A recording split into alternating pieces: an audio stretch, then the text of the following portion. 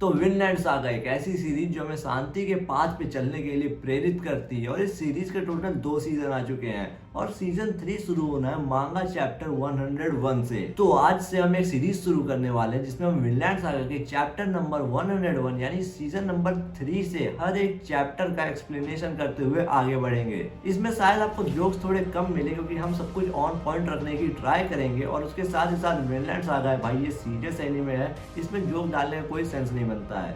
तो Vinland saga chapter number 101 इसे शुरू करने से पहले हम इसमें इंट्रोड्यूस हुए कैरेक्टर्स के बारे में बता देते हैं। इंट्रोड्यूस नहीं मतलब जो पहले से दिखाए गए थे लेकिन इस चैप्टर में जिनका काम है। तो इस चैप्टर में काम है हाफडान का, सिगुर्ड का, गुडरिड का, येलोआ का, थॉरफिन, बगाई, लीफ एरिक्सन और उसके साथ इनार, एरी और हेल्गा का। इसमें कुछ कैरेक्टर्स के हमें फ्लैशबैक भी देखने को मिलेंगे जैसे थॉर स्नोरसन, थॉरकेल, गारदार, स्नेक, कैन्यूट, एसिलेडो और आर्नहीड। तो बिना किसी देरी के अब चलिए शुरू करते हैं। दिसंबर 1018 में जब हाफडान समुंदर की तरफ उड़ते हुए पक्षियों को देख रहा होता है तभी उसका बेटा सिगुर्ड उसके पास आता है और अपने वापसी की खबर देता है। सिगुर्ड अपने पिता को बताता है कि उसने ब्यानीर की जमीन को खरीदने का एक लीगल कॉन्ट्रैक्ट फाइनलाइज कर दिया है। हाफडान सिर्फ सिगुर्ड की तरफ देखता रहता है जबकि सिगुर्ड जोर देता रहता है कि उसने कुछ भी गलत नहीं किया है जो कि उसके परिवार के नाम को खराब करे। हाफडान उसे रोकते हुए कहता है कि देखो वहां पे एक टर्न है। सिगुर्ड कहता है कि यहाँ पे अभी टर्न नहीं आ सकती, उसका सीजन नहीं है, ये जरूर गुल होगा। जिन्हें नहीं पता टर्न एक तरीके का पक्षी है और गुल एक तरीके का पक्षी है और दोनों अलग अलग टाइम पे उस इलाके में आते हैं। हाफडान कहता है कि वहाँ पोस्ट पर एक टर्न है जो कि शायद दक्षिण जा नहीं पाई है और यहीं पे फंस गई है। शायद वो एक असफल पक्षी था जो उड़ने की ताकत नहीं जुटा पाया और उड़ नहीं पाया और यहीं आके रह गया। हाफडान कहता है कि अगर वो टर्न अपनी मजबूरी को पहचान लेता और जंजीरों में बनने के लिए तैयार हो जाता तो वो उसे बचा लेता, उसे अपने पास रख लेता। लेकिन इस बात को बीच में छोड़ते हुए ही हाफडान सिगुर्ड से कहता है कि वो उसके शादी के दिन उसे ब्यानीर की जमीन गिफ्ट करेगा। सिगुर्ड उसका शुक्रिया अदा करता है और उसके बाद हमें देखने को मिलता है कि दो लोग कोई बोट से आते रहते हैं। उसे देखकर हाफडान कहता है कि लगता है दुल्हन आ गई और सिगुर्ड और उन्हें मिलने चलना चाहिए। एक कश्ती पर गुडरिड देखती है कि उसके ऊपर एक टर्न उड़ रहा है। उसके बाद हमें वहां पे सीन स्विच होती दिखती है और हम हेल्गा के घर की तरफ पहुंचते हैं। हेल्गा के घर में येलोआ जोर देती रहती है कि उसकी गलती नहीं है कि उसने थॉरफिन को नहीं पहचाना। आखिर इतने स्कार है, इतनी दाढ़ी है, इतने बड़े बड़े बाल है, कैसे पहचान पाएगी वो अपने भाई को, वो भी इतने साल बाद। जिसे सुनकर थॉरफिन कहता है कि उसे अपने बाल कटाने की कोई जरूरत नहीं है और वो दाढ़ी कभी कभी अपनी छोटी कर लेता है। जबकि येल्वा के बच्चों में से एक उसका बाल की चोटी पकड़ के खींच के कहता है कि ये लंबी है, ये तो लड़कियों जैसी है।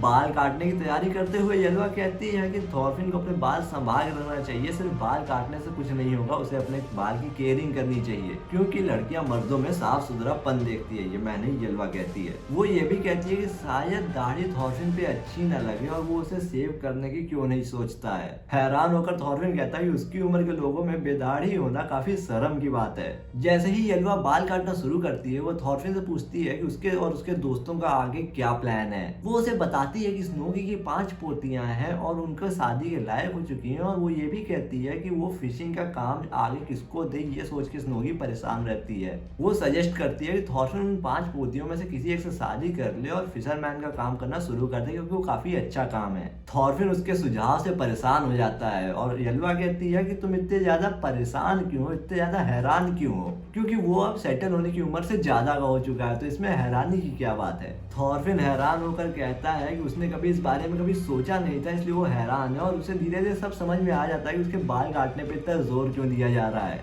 येल्वा के इस कमेंट पर वापस आते हुए कि वो बड़ा हो गया है, वो येल्वा से पूछता है कि वो कितने साल का, उसे खुद की एज नहीं पता है, कितना समय बीत गया उसे नहीं पता है। येल्वा उससे पूछती है कि तुम ये कैसे भूल सकते हो और उसके बाद वो उसे याद दिलाती है कि वो उससे 9 साल छोटा है। येल्वा से थॉरफिन 9 साल छोटा है क्योंकि थॉरफिन विंटर में पैदा हुआ था, वो जल्दी ही 23 साल का हो जाएगा। थॉरफिन येल्वा की उम्र निकालने के लिए नंबर जोड़ने रहता है कि 23, 24, 25 कितने साल, 9 साल आगे कितना होगा। लेकिन येल्वा उसे रोक देती है और वो कहती है कि वो उसकी माँ को सुकून देने की बात कर रहे हैं। वो ये भी कहती है कि उसने अभी थॉरफिन के पुरानी जिंदगी के बारे में नहीं सुना है लेकिन अब उसे रूटेड जिंदगी जीनी चाहिए, रूटेड जिंदगी शुरुआत करके थोड़ा आराम से जीना चाहिए। थॉरफिन सोचता है कि एक फिशरमैन बनना, शादी करना, बच्चे पैदा करना और बूढ़ा होने के बाद मर जाना एक जिंदगी जीने का अच्छा तरीका होगा। लेकिन लेकिन उसे जाना पड़ेगा। वो येल्वा से कहता है कि जब सब लोग रात में इकट्ठे होंगे तब हम उसके पास्ट और फ्यूचर की बात करेंगे। वो ये भी कहता है उसने रात को ही बात करने का प्लान बनाया था, लेकिन येल्वा के उस मुक्के के बाद वो बेहोश हो गया और सीधे उसकी नींद सुबह खुली। येल्वा उससे पूछती है कि क्या तुम दूर जा रहे हो, तो वो माफी मांगते हुए कहता है कि हाँ।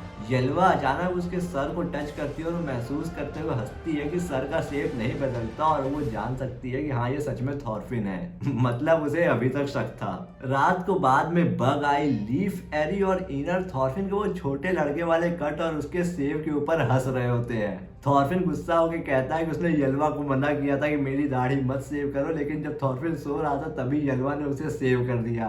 इनर कहता है हंसते हुए कि ये ठीक लग रहा है और इसका चेहरा पहले से अच्छा लग रहा है। थॉर्फिन अपने बालों को छूते हुए उन्हें कम सख्त बनाने की कोशिश करता रहता है और कहता है इनर से कि वो उसे तसल्ली देना बंद करे। एनर कहता है कि वो ऐसा कुछ नहीं कह रहा है, लेकिन थॉर्फिन इस नए लुक में थोड़ा कम ताकतवर, थोड़ा कम मजबूत लग रहा है। थॉर्फिन कहता है कि अगर ऐसा है तो ये नई अपीयरेंस काफी अच्छी बात हो सकती है। आग के पास जब बच्चे सो रहे होते हैं तो थॉर्फिन बाकी लोगों को अपने पिछले 16 साल का एक्सपीरियंस बताता है कि कहाँ पे क्या हो रहा था। थॉर की मौत से कैटिल के फार्म तक उसका डिपार्चर, सारी कहानी वो बताता है। हालांकि वो कहानी वो काफी न्यूट्रल तरीके से बता रहा होता है और सारी डिटेल को समराइज करके बता रहा होता है। उसके नफरत, उसके झगड़े, उसके विनाश जैसी सारी चीजें जो उसके साथ घटी थी सीजन 1 और सीजन 2 में, वो सारी चीजें वो समराइज करके बताता है। और ये भी बताता है कि जिन लोगों को उसने मारा, जिनके घर उसने जलाए, शायद उनका घर भी इस घर की तरह गर्म था और वो काफी रिग्रेट करता है। वो कहता है कि उसके पाप बहुत भारी हैं और वो विनलैंड जाकर एक नया देश बनाएगा जो कि शांति पूर्वक होगा। हेल्गा उससे कहती है वो अपने दिल की सुने, क्योंकि थॉर और हेल्गा भी भाग कर आए थे योद्धाओं के देश जॉम्सबर्ग से आइसलैंड की तरफ। वो थॉर्फिन से कहती है कि ऐसा देश बनाना जिसमें जो लोग भाग कर आए युद्ध से, जिन्हें युद्ध नहीं पसंद है, जो युद्ध से भागते हो, वो सारे सारे वहां पे आए, उनका स्वागत अच्छे से हो। जो लोग युद्ध और गुलामी से जितना दूर भागना चाहते हैं उतना दूर भागकर उस देश में आ पाए और वहां पे उसे कोई भी परेशानी ना हो।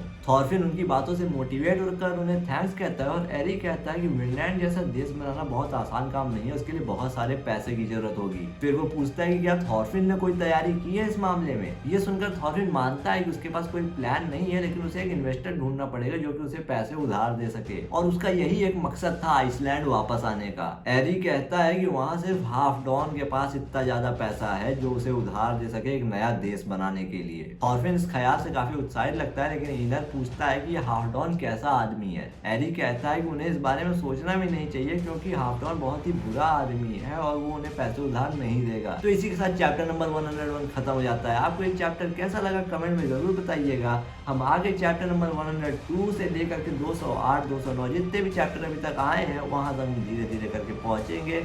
और अगर आपको ये वीडियो अच्छी लगी तो वीडियो को लाइक करें, चैनल को सब्सक्राइब करें। मिलते हैं अगली वीडियो में, तब तक के लिए बाय बाय।